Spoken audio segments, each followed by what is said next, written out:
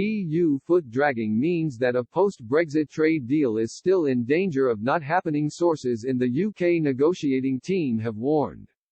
The new concerns come as Boris Johnson today held talks with European Commission President Ursula von der Leyen to take stock of where the negotiations have reached. A senior British source has said that a deal is now possible and the two sides are in a position to start writing the text for a treaty. However, the EU's continued demands on access to British fishing waters and so-called level playing field provisions is imperiling the talks.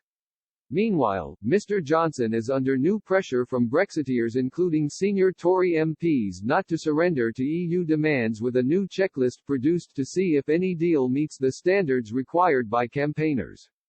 Following the discussion between the Prime Minister and Ms. von der Leyen yesterday, a Downing Street spokesman said, the Prime Minister set out that, while some progress had been made in recent discussions, significant differences remain in a number of areas, including the so-called level playing field and fish.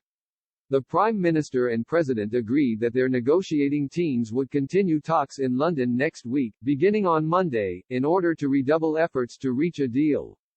They agreed to remain in personal contact about the negotiations. But a source close to the negotiating team said that the talks are still bogged down because of the EU's refusal to respect British red lines. Just over 2 weeks ago, the EU finally conceded to UK demands to talk across all areas of any potential free trade agreement, and to knuckle down and work on legal texts. Since then there have been round-the-clock intensive talks in both London and Brussels.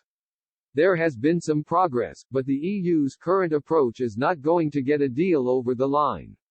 A source close to the negotiations said, it's now clear that the process could allow for an agreement, but it's a shame this is having to be done so quickly because of the EU's foot dragging until very recently.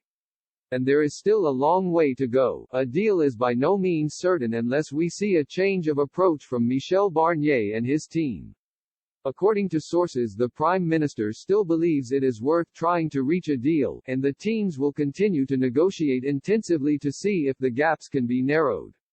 Michel Barnier and his team will travel to London on Sunday to resume intensive negotiations from tomorrow morning. A UK government source said, unfortunately we haven't achieved as much as we'd hoped during this intensive talks so far. We still need more realism from the EU. They can't expect us to agree to a treaty under which we can't move away from EU norms in important areas. And they don't seem to have realized the scale of change in fishing rights they face if there is no agreement.